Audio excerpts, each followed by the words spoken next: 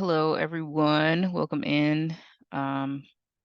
Just gonna let more folks sign on and we'll get started.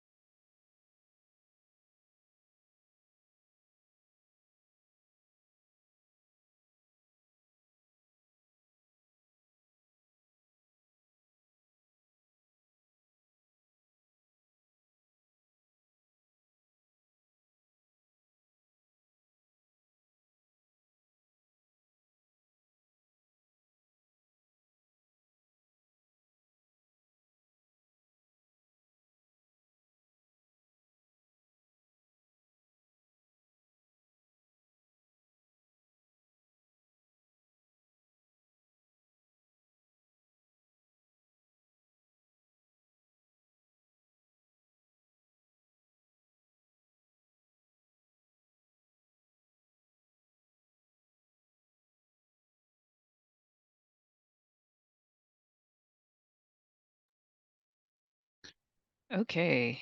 Hi, everyone. Good morning. And welcome to today's webinar for the service coordination and navigation applicant info for this youth RFP. My name is Tavia David.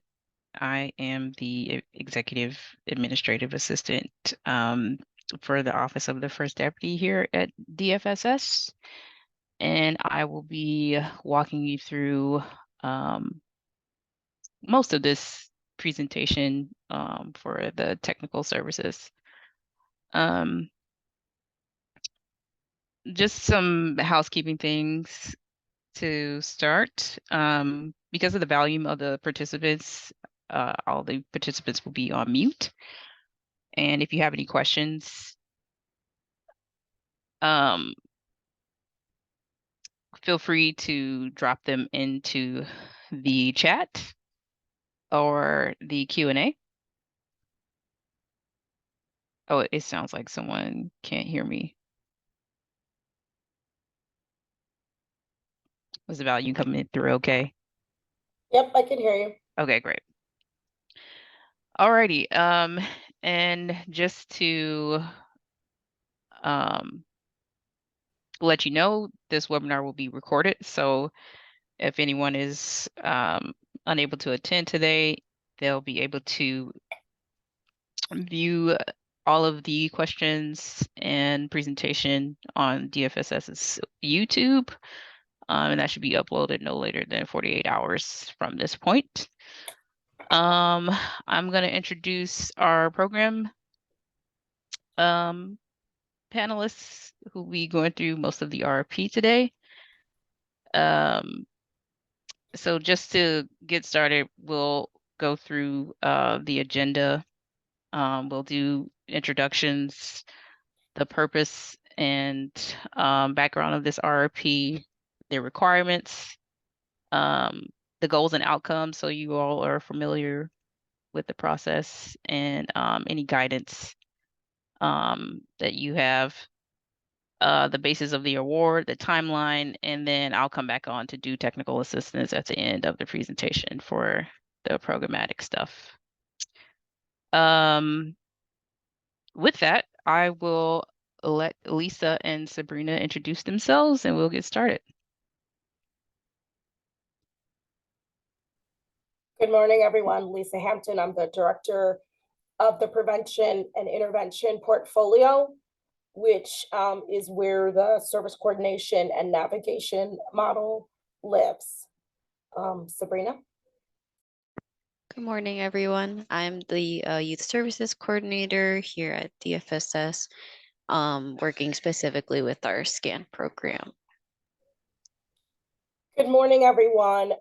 As Tavia said, we are going to go through this and talk about, just review what is listed in your RFP. So I want to start off by saying that Everything we're going to review here is exactly out of the RFP. And so the first thing I would say to everybody is do not go into the RFP and start answering questions. I strongly urge everyone from program staff to development staff to actually read the RFP. It's very clear when we get responses that people haven't done that. I also want to say up front, for those who are current scan providers, do not assume that this is exactly the same. It is not. This has very distinct changes to this program. So I want, once again, encouraging everybody to read the entire RFP. Do not rely solely on this to be your only way to understand the RFP. Please read it, talk about it with your team back in your office. On that note, I want to be clear that the service coordination and navigation, which I'll refer to SCAN, RFP is designed for young people ages 14 to 24 who are at the highest risk of violence in certain targeted community areas. This is a very different model than our current youth, a lot of our other youth services programming. And so it requires a different level, a higher level of engagement from staff, as well as in the services that you will need to deliver. To address the COVID-19 pandemic related effects on youth and community violence, this RFP does have ARP money attached to it, or federal dollars, as well as corporate dollars. And so I do want to say that up front. Once again, there's more detail about those things, but the goal is that it really is designed to assist young people in accessing and navigating the appropriate services that they need in order to meet their complex needs and achieve substantive goals. Words here is substantive goals. I'm going to keep saying that. This work will include a pairing of a youth with is what we call a full-time navigator, who will develop an individualized service and goal plan along with the youth and or their family, connecting youth to services to support their immediate needs and goals and provide continued support to youth so they can access and complete their service needs and their goals. Once again, just want to stress, we are using the term navigator. That may not be what you call this role in your office, but for the purpose of this RFP, I strongly suggest that people use the word navigator in your RFP. We want to know that you read the RFP and you understand what a navigator is. So we're asking that you use that language in the RFP. So to the background and history of SCAN. SCAN was originally developed in 2020. It was following an intense review of programs within the prevention and intervention portfolio. At the time, we had 8 programs. We took 6 of those programs and basically sunsetted them to create SCAN. The first set of awards were in January of 2021. And then we had a second set of awards in August of 2021. And that was with American Rescue Plan Act, or what is called ARPA funds. Once again, this RFP is a combination of ARPA and corp funds. And so you will need to be able to, if you are selected as a delegate agency, be able to deliver on the reporting for both of those entities. In 2023, we had 15 SCAN agencies that were eligible for serving youth in 31 total community areas. There's a community groupings is how we are looking at the basis of awards here. And that is looking at the rate of gun violence prior to 2020. And it's an inclusion of communities that surround the community areas with the highest rate of violence. This is very key that when you apply for this RFP, you must pick one community area or grouping that you will be serving.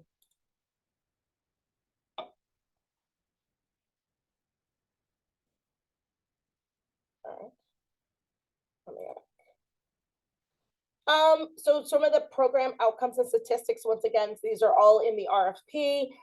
SCAN currently has served 1,449 youth. 90% of our enrolled youth successfully connected to an additional service, such as employment or vocational training, and 64% of all eligible youth successfully completed at least one goal. 32% completed at least 3 goals. I want to be clear that one of the goals and outcomes for this RFP is that young people will complete 3 goals. That is not optional. That is one of the requirements and outcomes that we will be measuring in the new RFP. In the fall of 2022, we did a survey with young adults who had been or in the program at least 6 months, and the results of those are below. Once again, these are the things that we are honing in on with young people, particularly young people at the highest risk. We know they're disconnected. We know they often have feelings around safety, around being self-efficacy, and being able to negotiate and navigate their communities. So we want to focus in on those things around our service connections and around what their outcomes are. And so 69% of them reported having an increased sense of physical and emotional wellness. 58% reported an increased sense of safety. 63% reported having an increase in self-efficacy. And 97% reported having a positive experience working with their agency, such as feeling supported, improving math skills, changing their perspective on life. I want to be clear, one of the key components for this is the navigator. It's hiring the right person. It's making sure they have the right skill. It's making sure that you as an organization have experience being able to work with this population in the right way.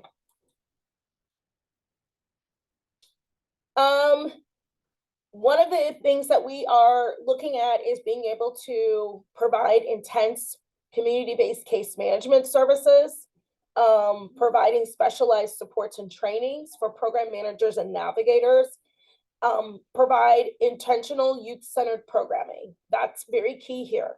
This is not a paternalistic program. You are not determining goals for young people. You have to be able to be clear in your application about how you're going to allow young people to come and create their own goals and being able to meet those goals. We are prioritizing continuous improvement. There's a very strong focus on data here, outcomes, decision-making, and how agencies make programmatic shifts once they see that data. And we also want to prioritize services that are in a trauma-informed and cultural competency lens. And I want to stress that often in violence reduction programs, there's often a focus just on male only. This is a program that you must be able to, and very clearly be able to articulate your expertise and experience in serving all populations that are impacted by violence in a gender responsive way. The goals of this program is to reduce youth involvement in violence and improve youth well-being by providing youth with services, stability, and a network of community supports. And the way that we see that is by then we want to see an increasing youth self-efficacy as the outcome. Our goals here, we want to ensure they have a network of support and caring adults. And we want to make sure that they're supporting youth in meeting their goals and needs.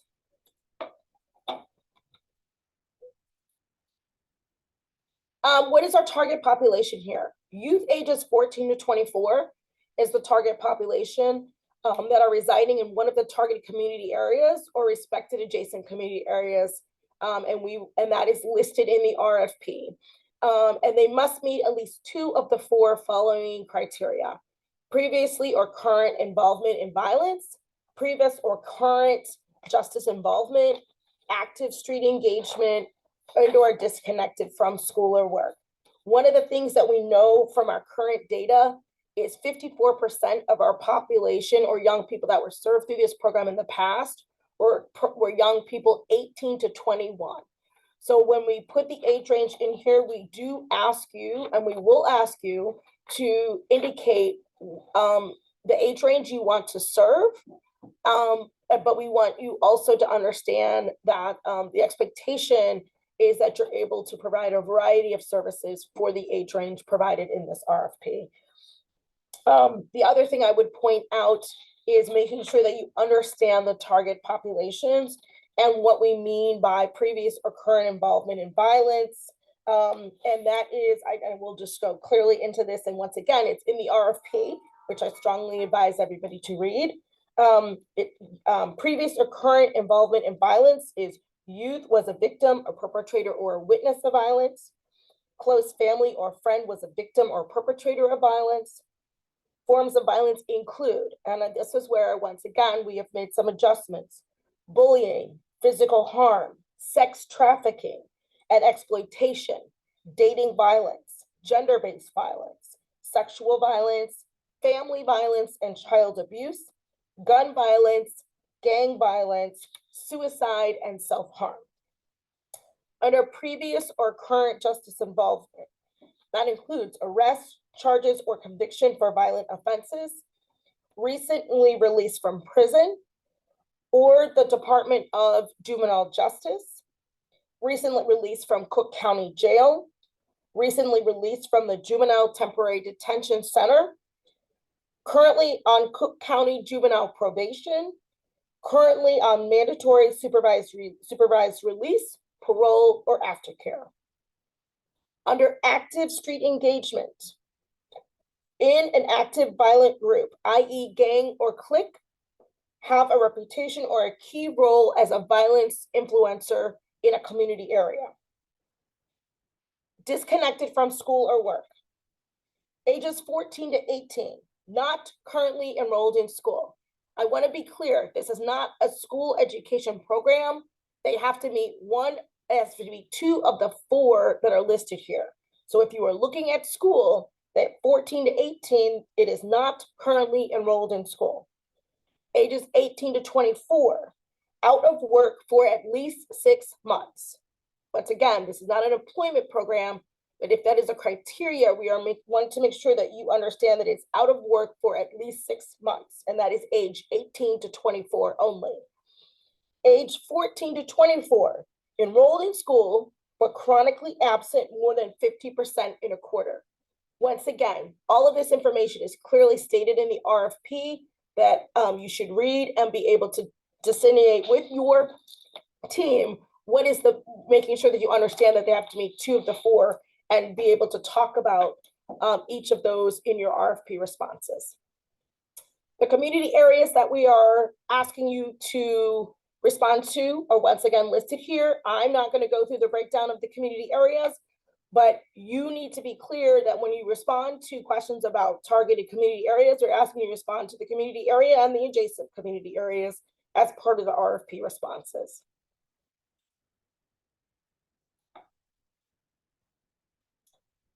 This is just a guide so people understand what we are currently thinking about for awards. This is not, it will be based on the applications and how they are scored, but based on the numbers and looking at the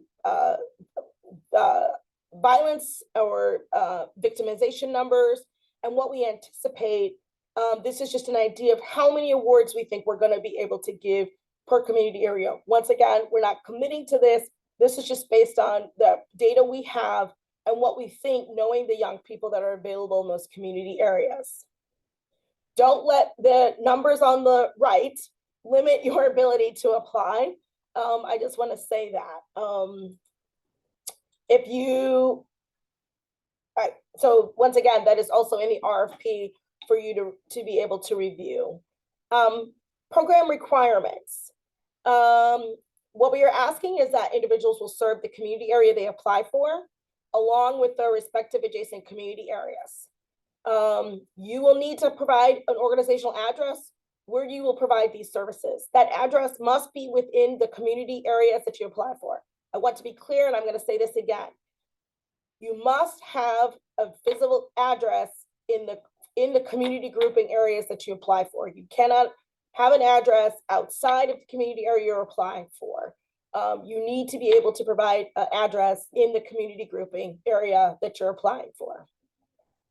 Each delegate agency will serve at minimum 30, and we'll give you the option that you will decide when you apply. You will tell us if you will serve 30, 45, or 60 youth.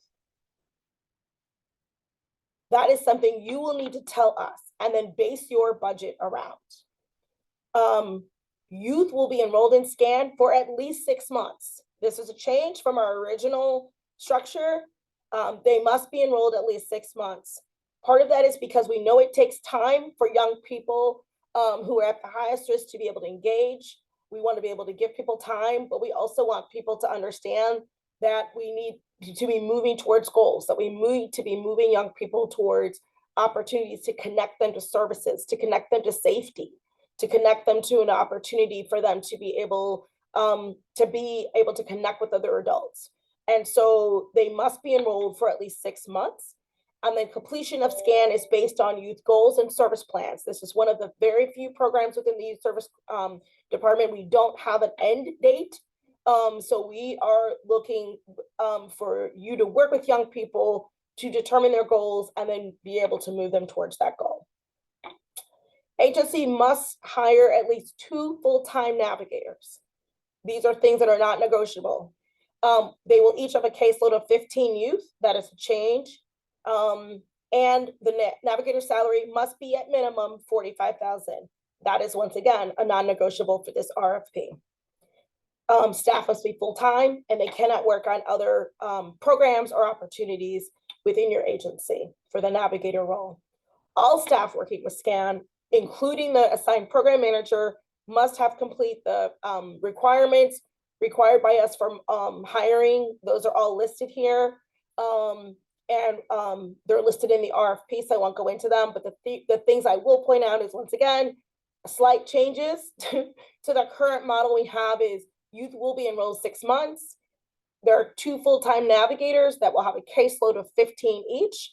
And once again, the more, if you pick 60 youth, then clearly you're gonna need another navigator.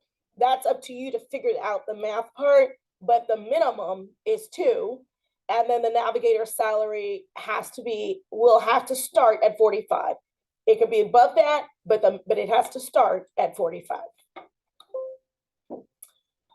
Program requirements: setting and achieving goals to build youth self-efficacy and agency. These are the things that are required. This is what we are looking for. These are the outcomes we want to see among young people. We want to see relationship building to enhance the network and support of young people and opportunities. It's very often in programs where people want to hang on to young people as they're their own. Part of the role here is for you to help young people build a network outside of your agency so that they can be able to transition and be able to understand where can I connect to services and community. The third part of our program requirement is individualized service planning and service coordination and navigating, which helps young people become stable in community. Your goal is to help advocate and support young people as they move towards those goals. And these are tangible goals that they can achieve, that they can see movement, that they can always be able to grow upon and be able to build upon as they move through the model.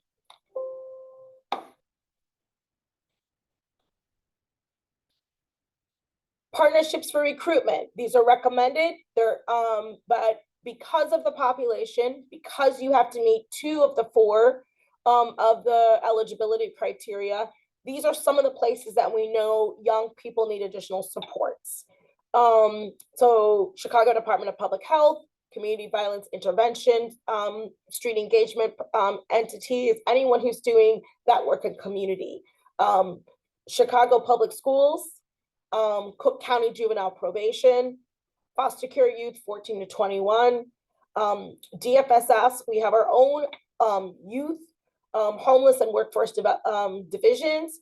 They operate and engage in shelters and with other providers who are doing employment and other things where they identify young people, particularly who have had contact with the law enforcement, who might need additional services. Those are good opportunities for you to be able to connect with those folks.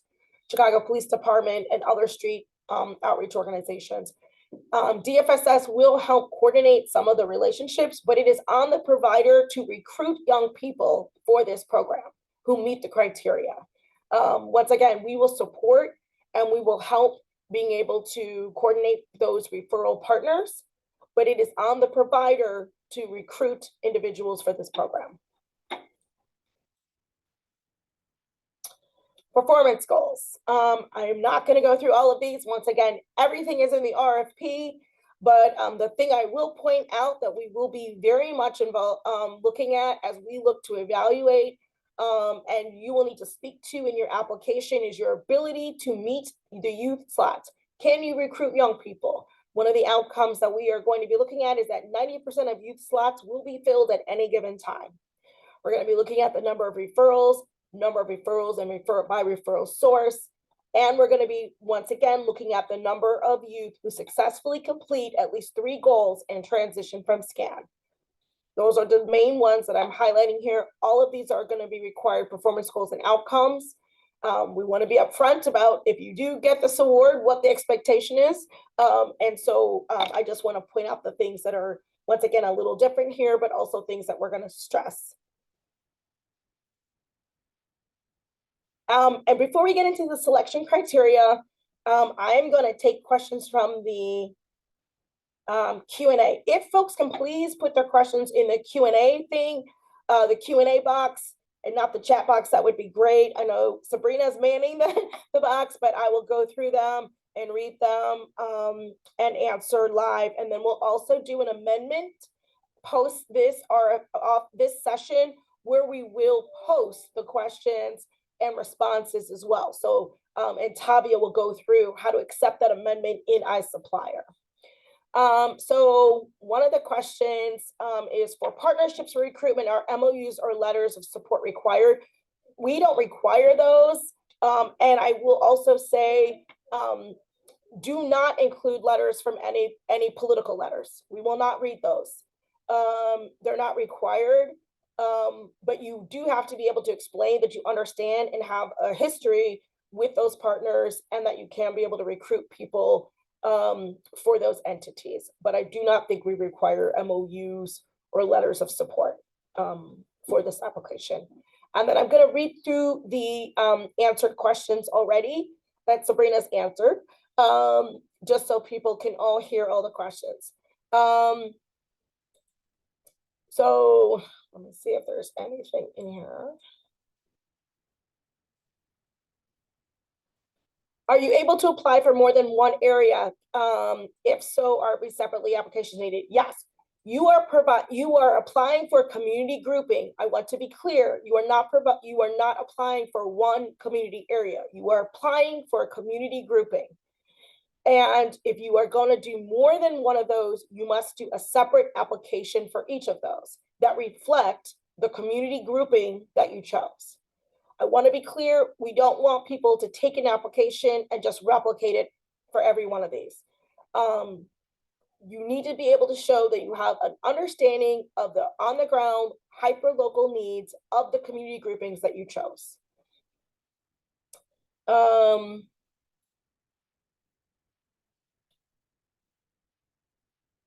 Sabrina's giving out page numbers, thank you. Once again, everyone should read the RFP.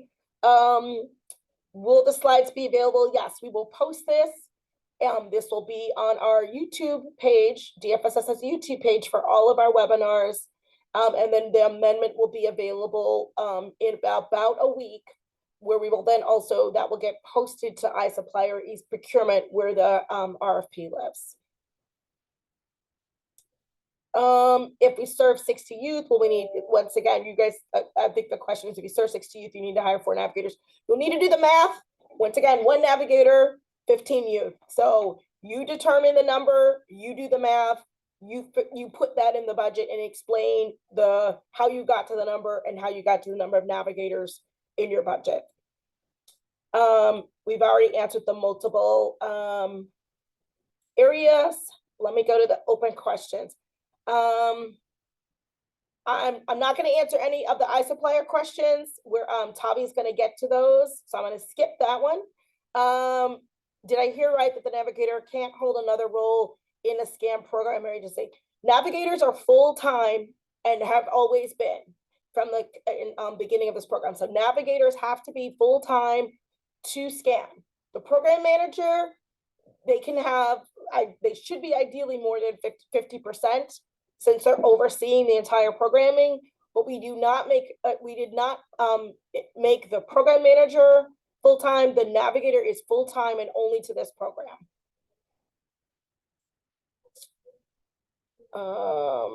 Is 6 months the expected timeline for youth participants to meet the objective outcomes? No, it is not. What I said was they have to be at least engaged in SCAN for at least 6 months. We do not anticipate, on average, most of our young people in this program run about 21 to 24 months in order for them to meet their goals. But what we did notice as we were working through this program before is some folks were signing young people up right away really quickly, and after 3 months, they would drop out. And so what we're saying is we're going to start the clock ticking as it relates to data, as it relates to time, at that 6-month marker, because we know young people have starts and stops, and they have to be ready. This is not a program where you're going out recruiting young people like a mentoring and enrichment and hoping that they kind of get on board. They got to be on board when they get here, and that may mean that they're not ready. And so they may be in a program for 3 months and they may be like, I need to leave. I want to come back later. That's fine. Our clock is that how they count for you as a participant is when they hit that 6-month marker. That is not when we expect them to be any outcomes or goals. I can't go back to the slide on who needs a recruitment. Once again, everything that's in this PowerPoint is in the RFP. You need to read the RFP from page 1 all the way through. But for, once again, the recruitment, the biggest thing on the recruitment slide, I would say, is you are responsible for recruitment. You are responsible for identifying young people who are going to be able to meet the eligibility criteria. We will support, we will help make introductions, we will help manage some of those relationships, but it's one of the outcomes and the responsibilities is on the delegate on the recruitment side.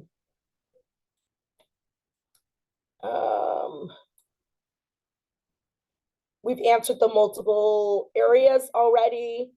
If you are applying for more than one area, you cannot use a navigator in multiple applications. Every community grouping you apply for is a separate contract, it's a separate application. There has to be a full-time navigator for every one of those areas. So you cannot take a navigator who is in Austin and also have them managing a case down in Roseland. That's not a, those are two separate community groupings, which means you need separate staff. They're separate contracts. So you cannot split staff. Once again, this is a very intense, highly intense program with young people. We want navigators to be fully dedicated to the small caseload they have, and we want them to be available. This is a very non-traditional type of model that we have here. We cannot have staff be split among various community areas that are not hyper-local and that can't provide that support. So if you are applying by community grouping, and every community grouping you choose, you then have to do a budget and a staff for every one of those applications.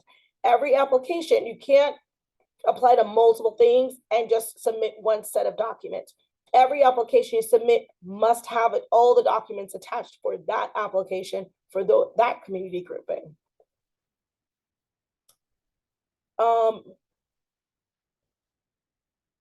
Once again, the community areas were selected based on violence numbers prior to 2020, and they looked at victimization. Victimization numbers look at where crime happens. It doesn't look at where necessarily people live. So that data is on the City of Chicago Violence Reduction Dashboard. There is a dashboard that you can all go to and look at all the data at every community area that is happening. That is the data we looked at to determine the community groupings.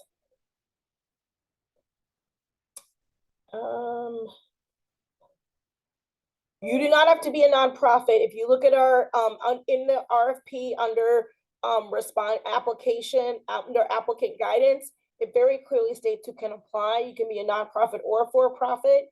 There are different requirements for that, but that is in the RFP under the respondents and applicant guidance area, which in the RFP. I think I answered most of these. I think Sabrina answered the other ones.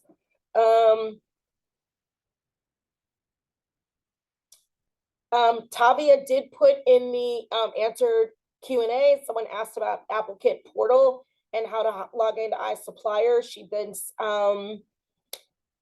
once again, she'll go over that, but also there is instructions within the RFP itself. If you read the whole RFP, that tells you how to set up an iSupplier account and how to get into iSupplier to be able to see this RFP and be able to upload your application. I think we've answered everything so far.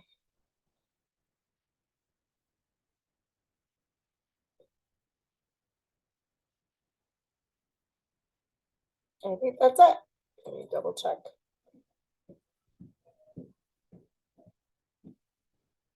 Perfect. I will move on to selection criteria, and then I'll open it up for another set of questions at the very end before I turn it over to Tavia, who will cover iSupplier and how to upload and submit your application. What I will say strongly here before we get going is I strongly encourage everybody to apply for RFPs. Do not be intimidated. Do not think that you shouldn't do it. The only way you can be considered for an RFP is if you apply. Some people may apply and get their contract pulled or rescinded. You may be the next person in line. You don't know that. And so I strongly encourage, if you know you could serve this population and serve them well, and you're able to meet the criteria here, I strongly encourage everyone to apply. I strongly encourage people to think about applying with multiple organizations together. You may want to consider to reach out to someone else in a community area and say, we should do this together. Someone has to apply as the lead, and the other person will serve as a subcontractor, but it is something you should also consider. I think this is what's in the best interest of young people, and being able to have as many resources available to them as possible so that they can meet their goal. So I want to encourage people that part of how we get to a diverse pool of providers is having a diverse pool of providers apply. In this, the other thing I would say is to start early and save often as you work. This is a very intense questions and application process. You need to be able to show that you have expertise and experience being able to do this. That may require you to pull a lot of things from several different people within your organization. So once again, start early, save often is what I'll say. And then the other piece I would just say is, if you have additional questions, post this. You can email those questions to me if they're programmatic questions. And once again, Tavia will cover questions about iSupplier and e-procurement, and she will also be available. And there's also a helpline through the city in order to help you with that piece. So I just want to say that up front before I move into the selection criteria. We will be picking individuals, and it's also in the RFP. We will be sharing very clearly with people what is the criteria that we're going to be looking at. And there's a basis of award section within the RFP that very clearly states how we are going to be awarding RFPs here. And so I want to make sure that we walk through this very quickly. Once again, I'm just going to pull out a few things here, but you should read the entire selection criteria and then read the questions, and you'll see that there's a match in some of the things that we're talking about here. Community involvement. This is a newer section of part of our RFPs within DFSS. And that is the section where we are asking you to show us why you chose the community area that you chose, and that you understand the challenges of young people in those community areas. We understand that there are very different dynamics that go on across different community areas. You need to demonstrate that you understand those dynamics, that you understand the challenges, but you also understand the assets. There's a strength-based lens that we're bringing to youth. What are the assets that they bring that are going to make you be able to connect with them to move them towards their goals? A respondent has to also show expertise in working with the target population. I think I said this in the last RFP 3 years ago when we did this, and I'll say it now. This is not the RFP where you're like, well, let's try this. We want to know that you have some demonstrated experience working with the population. This is also the area where we're going to dive into diversity, equity, inclusion within your organizations. So we're going to be asking you questions about your staff, how you hire, how you onboard, and your executive board. And when we talk about diversity, we're looking at not only about gender, we're looking at race. How is that reflected in the way that your organization is set up? That's what the community involvement section is about. The next section. Oh, I think I moved. Tavia, you might have to take back control here. My computer went crazy.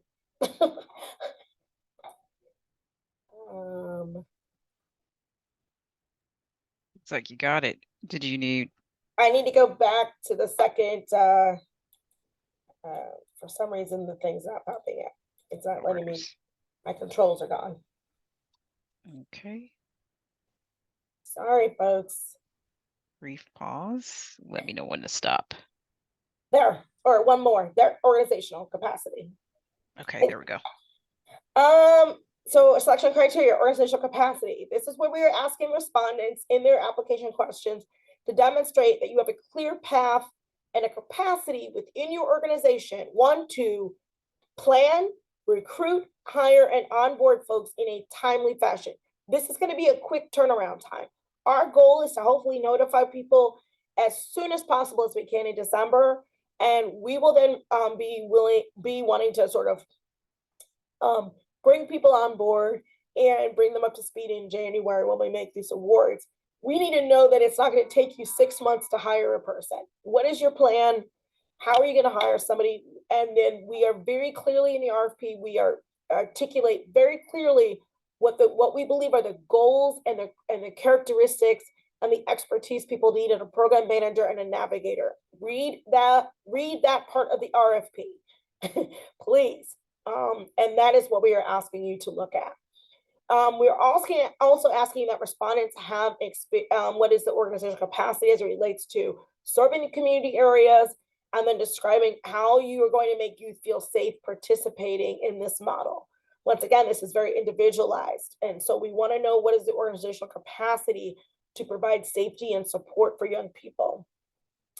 We also want to know that you have adequate organizational capacities, just the fiscal controls, expenditures, those sorts of things.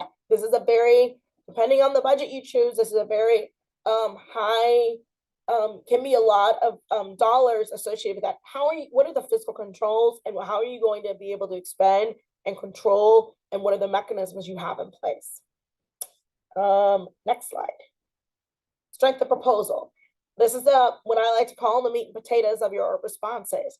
We want to know that you clearly understand what we're trying to do here, that you understand that the goals, once again, are about setting and achieving goals, relationship building, individualized service plans, and service coordination and navigation. Those are the goals. How are you going to do that? How are you going to move people and young people towards their goal and feel safe and be able to meet the target population? The other thing I also want to point out here is, once again, the proposed community areas or groupings. Making sure that you are always responding with that lens in mind. You are applying for a community grouping area. We want to know that you understand what that looks like, and that what are those relationships you have in those community areas. And lastly, the referral processes and partnerships that you already have in place. Once again, I don't necessarily need letters of support. What I need is for you to be able to explicitly explain what that looks like currently in the work that you do. Next slide.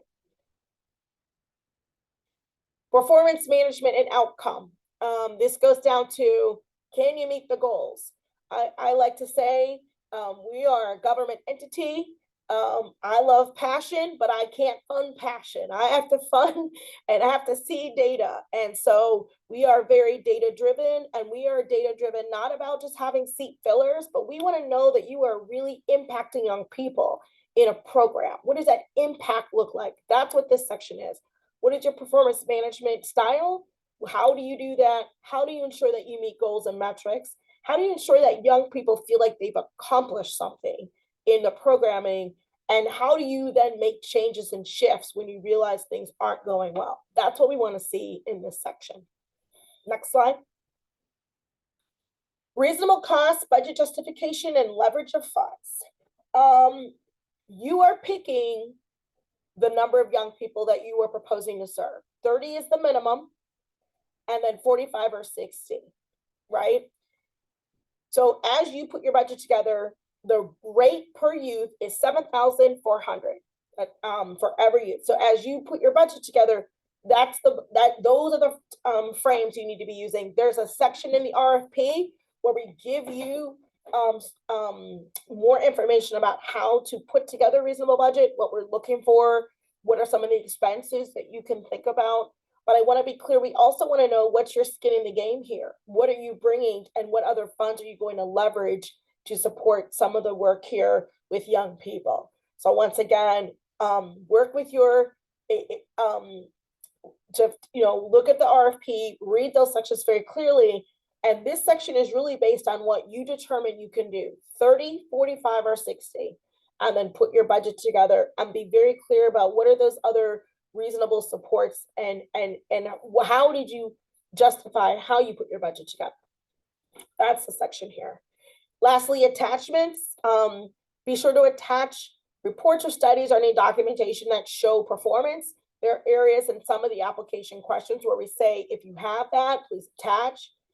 You must attach a job description that includes the required experience for the navigator and program manager.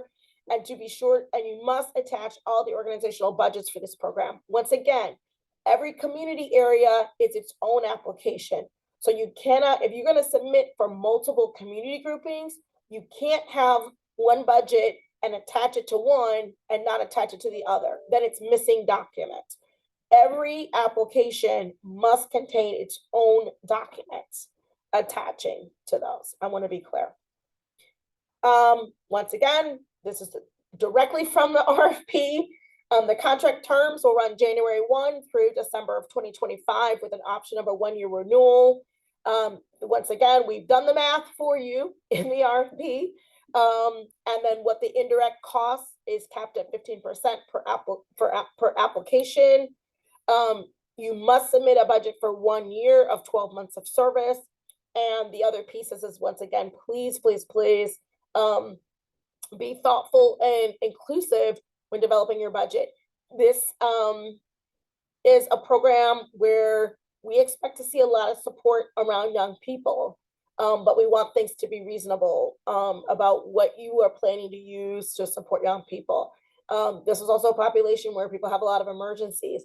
People maybe have a lot of other things that they need to be able to be flexible about. This is not a traditional program. So we expect people to be very thoughtful about what and be able to demonstrate what are the needs of young people, and how are we going to budget for that. Common errors we see, fringe that people, please check your calculation. Once again, we give you a budget form. It literally does most of this for you. If you use our forms, do not use other forms you have. If you are a current provider, do not pull out a budget form you have right now to do your budget for this. The budget form for this RFP is attached to the RFP. It's attached within the application. Do not use another form in order to do this. So please use the document forms that are attached to this RFP. It will calculate some of these things for you, but these are the things that we see that are common errors. Supplies, they're often under budget or very over budget. Make sure your job descriptions have titles.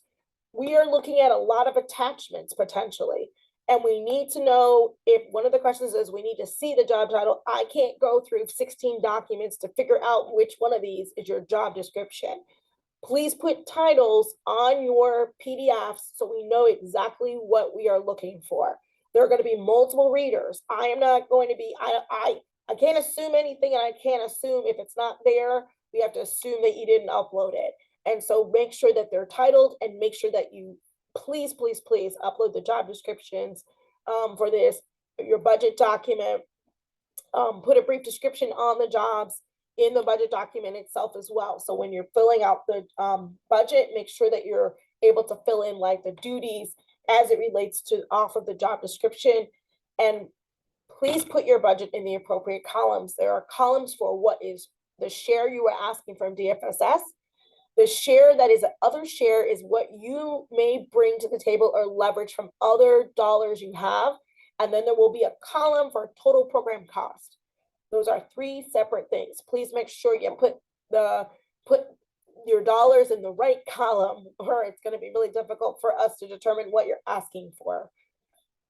Next slide. Thank you. And once again, this is directly from the RFP. It gives you a breakdown. Once again, the cost per youth here is $7,400.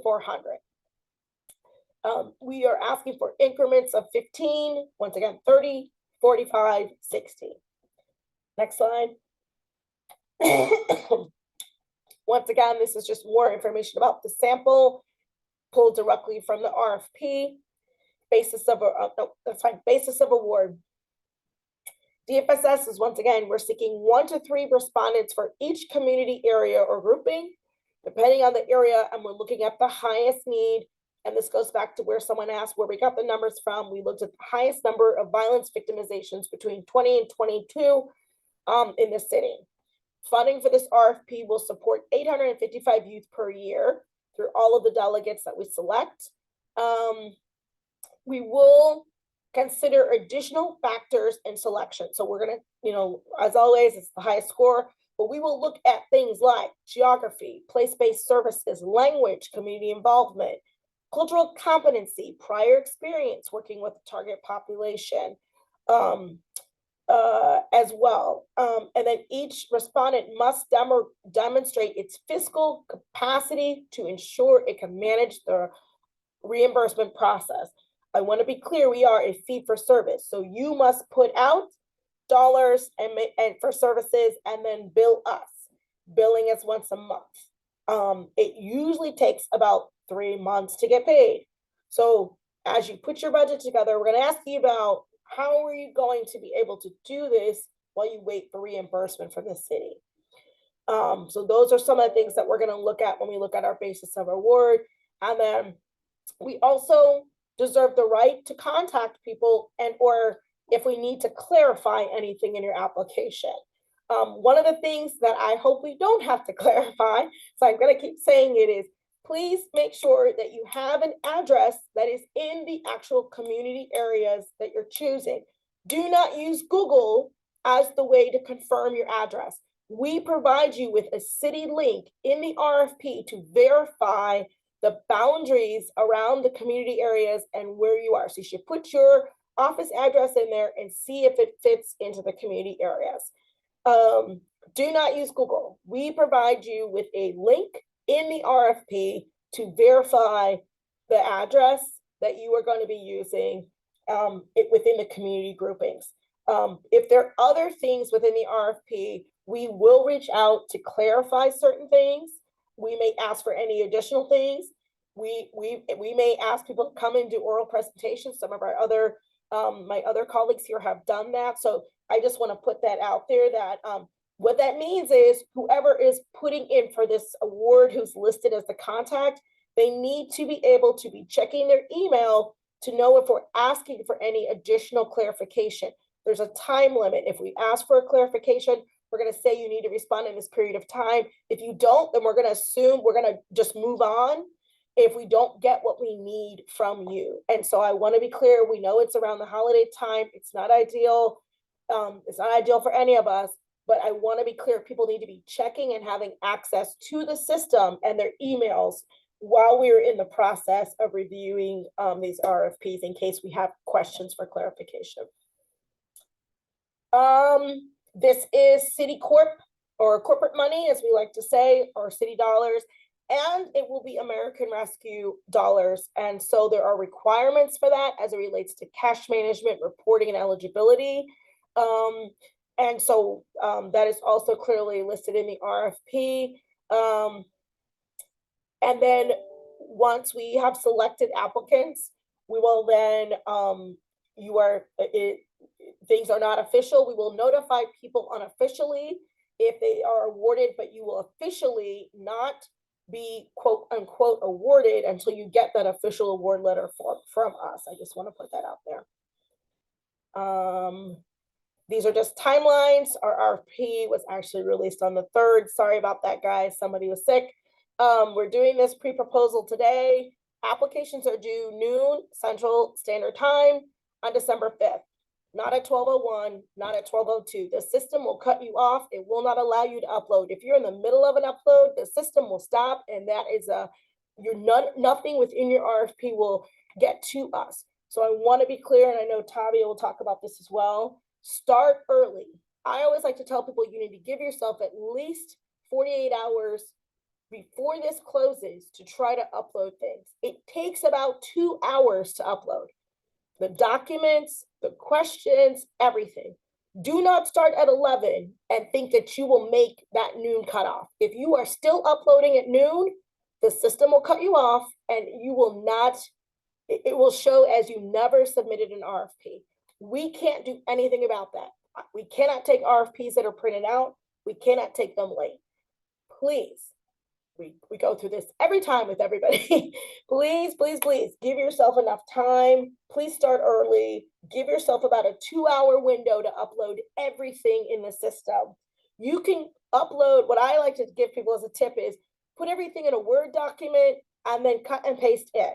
There are, save everything as you are working on it in our supplier. And then once again, make sure that you give yourself enough window so that if there is a problem, that you give yourself time to be able to reach out so that we can help kind of resolve that. I want to be clear, the day of, on December 5th, we are not necessarily going to be able to help people do a lot of things. If you haven't, already have an iSupplier account and you've already been in it, it takes about 3 days, which Tavi is going to talk about, for you to get that account set up. And then, depending on what your computer system is and the capacity there, it may be really slow. So I just like I say, I like to tell people, give yourself at least 2 hours for the upload, for any crashes, for anything that might happen, so that you don't run into an issue. We want everybody to apply. We want everyone to feel like they've had a fair shot, but you got to do your part too. And part of that is making sure that you are being very diligent about meeting the timeline here. We can't review RFPs that aren't in the system. Next slide. All right. I think on that note, I don't know if there's any other questions for me in the chat. It looks like we answered most of the we answered questions. everything? Yeah, Great. so I can take it over from here. Thank you. Thanks. Yeah, again, Lisa will be back on at the end of my technical assistance slides, just to answer any more questions that anyone will have. But as she stated before, I recommend that you start now. If you are unfamiliar with iSupplier, you've never created an account and you don't know what it's like, now is the time to start. And as she said before, it's always best to start early and save often. So if you've never registered or done business with the city of Chicago, you'll need to go into iSupplier. I included a link in the chat, but also if you want, all of that information is located in the RFP as well. Again, we're going to repeat a lot of things as we go through, just as a cautionary tale, to help you through this process, because we really want you to be able to submit a successful application. So with that, be sure to read the RFP thoroughly, just so you have a complete understanding.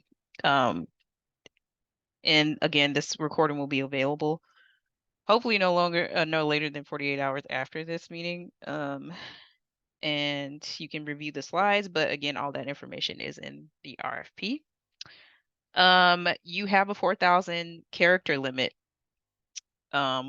with each question, so bear that in mind. And also, iSupplier, if you've never used it before, even if you are seasoned, it does not like the back button. So when we say start early and save often, we're referring to if you are wanting to move on to another section, it's best to press save draft, and I'll go over that in a screenshot on a later slide. Elisa spoke about having an address in the community area that you want to serve. Here is the link for that. There's a tool where you can put your address in, and it'll help you determine what specific area you need to apply for. Please use this link. It's really helpful. And if you click on it, you'll see this icon here, this X, this blue X. And it'll take you to this map. And you just type your address in here. And it'll give you the community, the target community listed there. And I see somebody's asking for the link in the chat. I'll pop that in shortly here. So some tips Lisa mentioned that you'll need a different iSupplier email address if you want to apply for a different area, if you want to tag team with somebody. We do welcome multiple applications for this particular RFP, but iSupplier does not recognize different applications for the same email address. So if you want to submit a separate application, you'll need to have a separate email for each respective proposal or bid that you're submitting.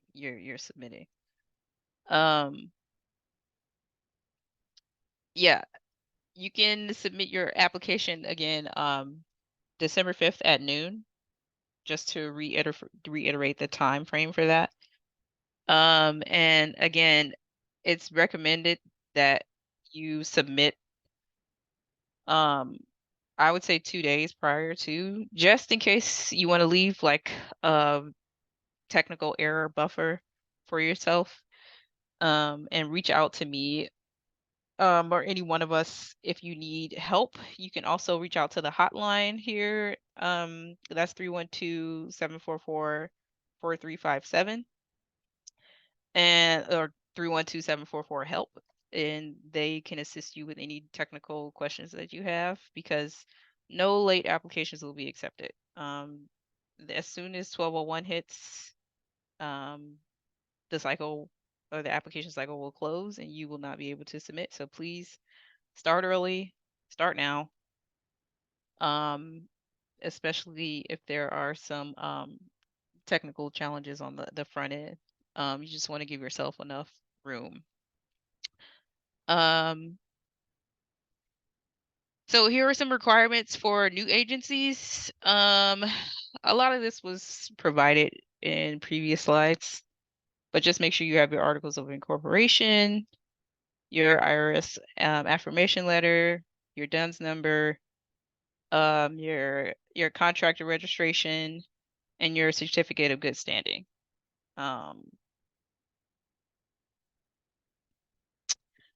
Again, technical assistance is available, and the alert section on the DFSS website shows all of this information I'm telling you here. And for any questions, again, here are those resources again. And included in the RFP is an iSupplier guide. I recommend that if you have a moment prior to reading the RFP or in conjunction with doing so, it's a guide to show you step by step. Pictures are included with how to get through iSupplier in addition to the instructions I'm going to reiterate here. So we're going to go over a few steps of how to accept an amendment.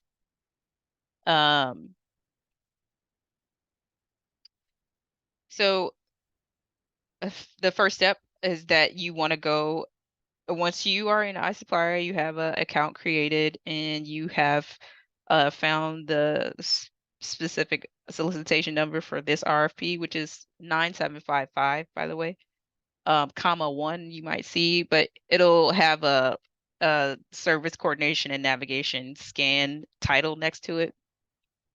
You'll want to go in and create a quote down in this bottom right.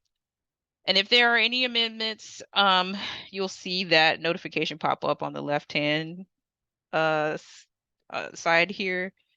And you'll just need to click on this to view the amendment history. And you can't continue in the application until you obviously review the RFP in its entirety, but also any amendments that happen after this specific process, you'll need to just accept that you have acknowledged them, read them, and understand them.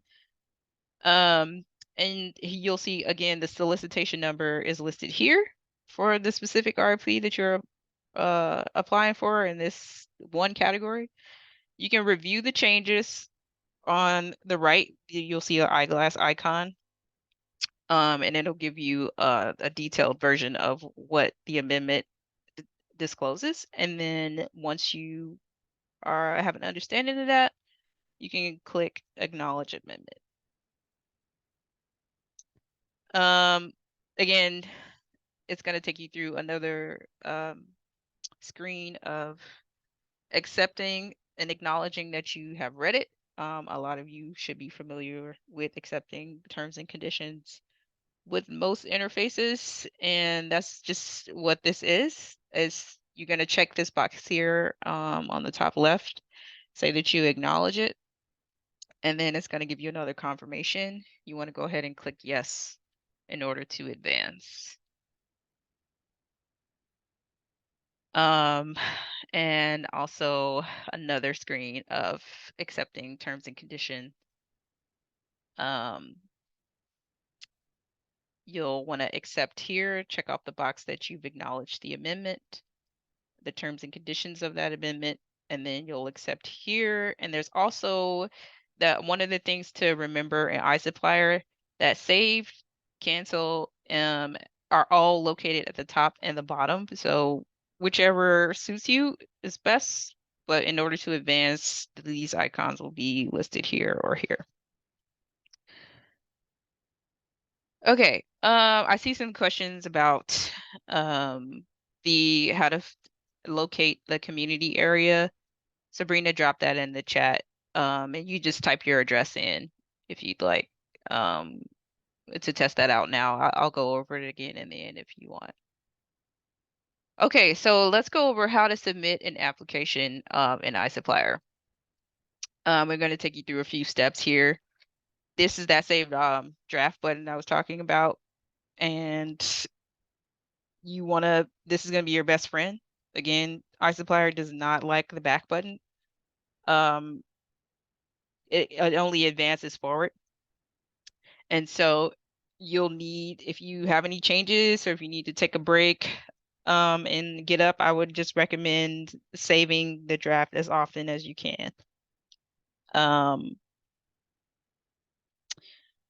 So if you're missing any information, that'll show up here in an error message, and it'll give you a detailed line of what that information is, and you'll need to correct that before you can go forward. In this particular example, yeah, they're saying that you need to correct the lines and be cognizant that there are specific tabs in iSupplier as well. The header is where you're going to be putting most of your information, and then there's also additional information in the lines. If you need to put just a few numbers in there to correct it to advance forward, I recommend doing so. So in this example, if there is an error in the header section where you're filling out most of the contextual information for your application, you're going to see that again listed up here. This specific example is someone forgot to put their first name. So it's going to ask you, it's going to say, hey, there's nothing listed in the value box. And you see that value box is first name. And you'll need to enter a quote value in this blank box at the bottom right in order to advance. So you also won't be able to save draft until you correct the error. It'll keep giving you that message. Once it's corrected and everything's great, you'll see a green check at the top left, indicating that it saved successfully. Once you're free from errors in your application, you are ready to proceed to submit, and it'll look like this.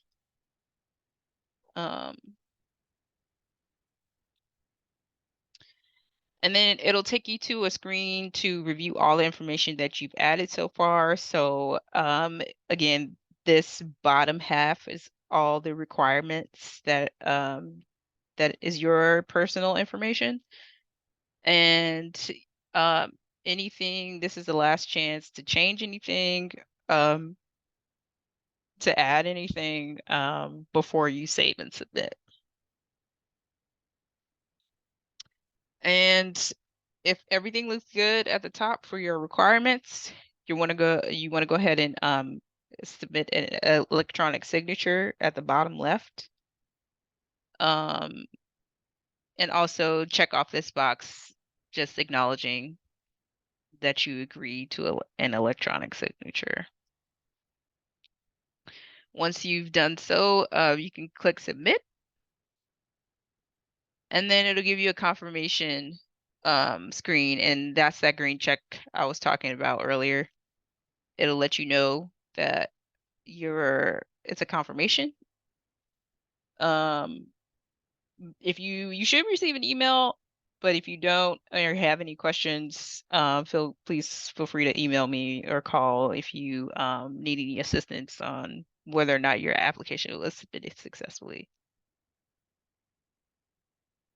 Okay, with that, I'm gonna open the chat back up again, and welcome any questions, any additional questions um, that you have. I saw some requests for the training material. Those are all connected to the RFP. So there are a few required attachments. And along that, you will have instructions on how to complete the budget tool that we've attached. And you'll have instructions on iSupplier and how to navigate your way through the e-procurement system.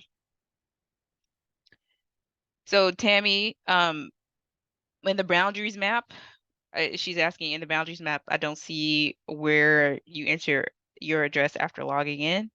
Once you click on it, it's going to be a blue X on the top left with an arrow on top of it. You want to click that in order to be able to put your address in.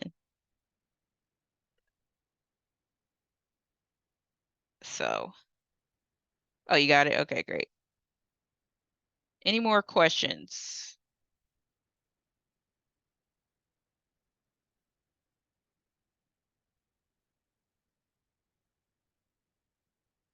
How do you navigate to find the application once logged in?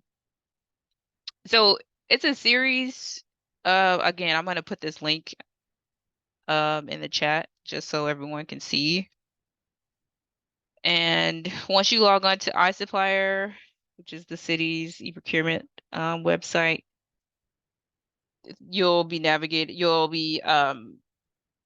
put onto a search menu, and you can search the RFP through its solicitation number, which is 9755, 1. And again, you'll see the title of the RFP listed there, which is Scan Service Coordination and Navigation. Here's the link again, in case you are curious. And all of this, again, is in the RFP, in case you guys have any questions about that.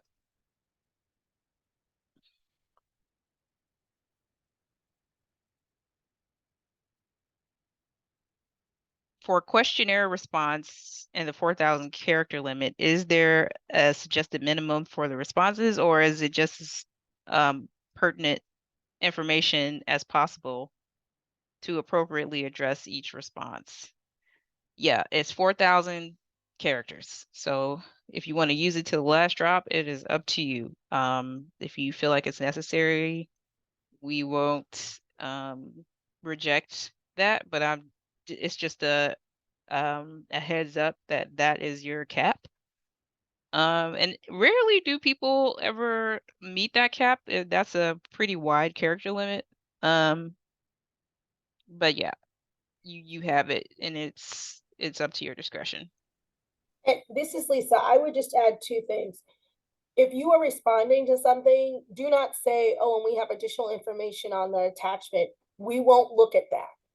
You must answer the question in the space we provided it for you. If you do anything where we've seen this, where people be like, we have additional information in our attachment, we will not look at that. We will not consider that as part of your response. Your response has to be in the space we provided for you. And as Tavia mentioned, rarely do people meet the cap. The idea is to answer the question that was asked of you. I'm very transparent. I don't need fluff. If I ask you to tell me why the sky is blue, tell me why the sky is blue. I don't need to know the whole range of colors. And so that is the way you need to think about responding here, is sometimes people get into putting a lot of words, and at the end of the day, you never answered the question. So answer the question directly, if you can, and don't direct us to anything else. We will not look at websites. We will not look at anything extra. So if you are answering an application question and you say, the rest of my response is in my, I've attached more information in a response, we won't look at that. We will only look at the attachments that we have asked you to attach. So I've seen that before, and I just want to clarify for people here. We won't go to, we are not allowed to go to your website. We are not allowed to go to anything external to get information about you. So I just want to be clear here. So when you're responding, like, answer the question and make sure that it is clear so that we understand that you know what you're talking about. Thanks, Lisa. Yeah, that is pretty important. In the reading process, we're not allowed to look at any external links or anything. So if it's really important that you put all that pertinent information in your application and be concise as possible. Any more questions? A program question. If a participant completes their goal before the 6-month enrollment period, we can continue to work with them, correct? So that's not so much an issue for you to answer in the RFP. That would be post, something we would talk about once we get to that point. But I would suspect if you are recruiting the right kid, no kid is going to hit their 3 goals in 6 months. If they are, then you've recruited the wrong kid. That kid needs to be in mentoring, enrichment, employment, something else. The whole idea is about building that relationship, building the network, those sorts of things. But for the RFP itself, you don't have to answer that question. But just thinking from a recruitment perspective, most of the young people we're talking about have been disconnected. And so if they can get reconnected in less than 6 months, then you have to ask yourself, are you recruiting the right kid? That young person may need to be in another program. This is, as well, but you don't have to answer that for that. That's more of once people are selected and we go through that process, we'll be able to tell you more about what we're looking at that end. Great. Any more questions before we wrap up for today? Okay, again, here is our contact information. If you have any program questions that you're confused about prior to submitting, feel free to reach out to Lisa. Oh, Evelyn, it looks like she has a question about the boundaries map.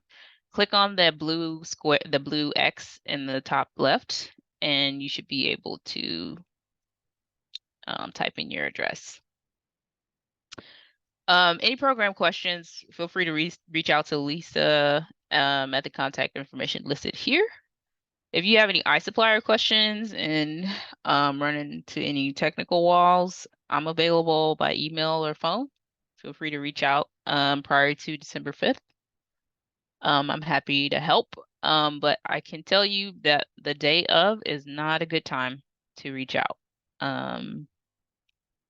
because, again, I'm going to advise this to start now and make your goal to submit at least a day or 2 early in order to account for any technical buffers. But the day of, we probably won't be able to troubleshoot technical issues in time for you to submit your application successfully before the noon cutoff time. So again, I recommend if you have any issues, please don't hesitate to reach out to me before that.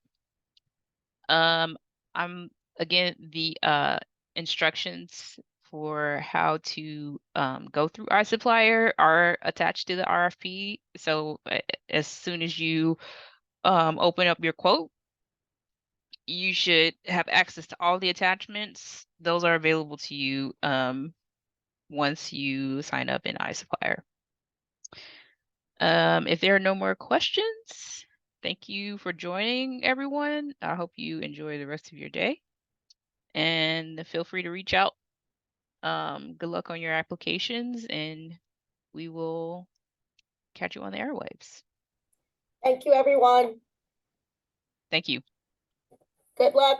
Start early, saved often. Good luck, everybody.